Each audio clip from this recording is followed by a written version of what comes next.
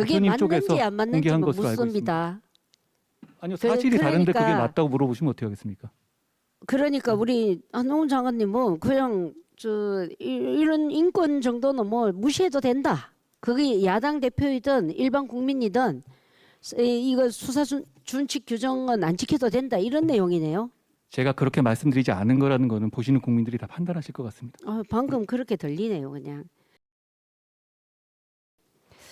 한동훈 법무부 장관님,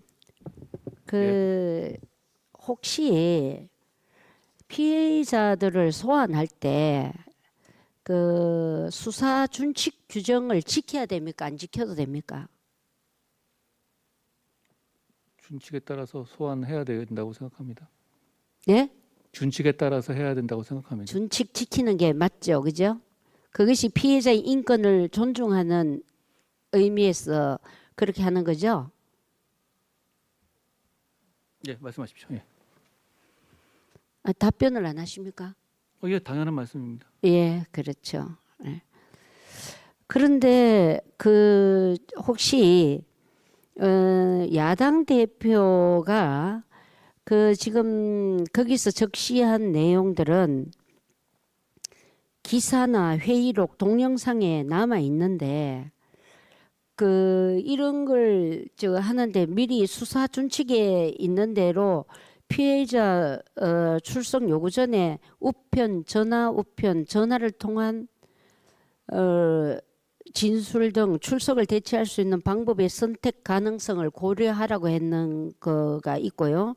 두 번째는 피해자에게 출석 요구를 하려는 경우 피해자와 일시 장소에 관하여 협의해야 된다고 되어 있는데 협의하셨습니까? 위원님, 저 일반론으로만 말씀드리겠습니다. 구체적 사안에 대해서 말씀드리는 건 이상한데요. 다른 국민들의 경우와 똑같은 정도의 절차를 따라서 진행하고 있는 것으로 알고 있습니다. 아니, 사전 협의하셨습니까? 제가 구체적 사안에 대해서 그렇게까지 보고를 받고 있지는 않습니다. 왜 그렇지만, 모릅니까? 예, 그렇지만 다른 국민의 경우와 똑같은 시스템에서 맞춰서 그렇게 절차가 하지 진행되고 않았어요. 있다고 말씀드리겠습니다. 제가 확인해 본 결과 이 야당 대표인데 사전 협의하지 않고 수사 준칙 규정을 어기고 일방적 소환 통보를 했습니다. 왜 이렇게 하셨어요? 수사 대상자하고 모든 것을 사전 협의하지 않습니다. 그것이 그러면 아까 대한민국 좀 사법 전에 시스템 운영되는 말씀하신 방법이죠. 수사 준칙 규정을 지켜야 된다는 내용하고는 또 틀리네요. 그걸 고려해야 된다고 되어 있지 그거 사전 협의해야 된다고 협의한다고 되어 돼 있지 있는데요. 않을 겁니다. 예.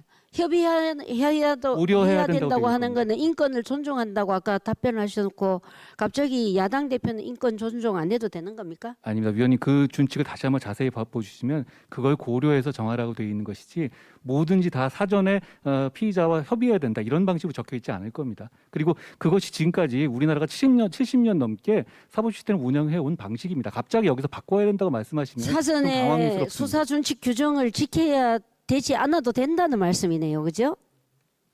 제가 그렇게 말씀드렸지 않았고 국민들께서도 그렇게 받아들이지 않으실 것 같습니다.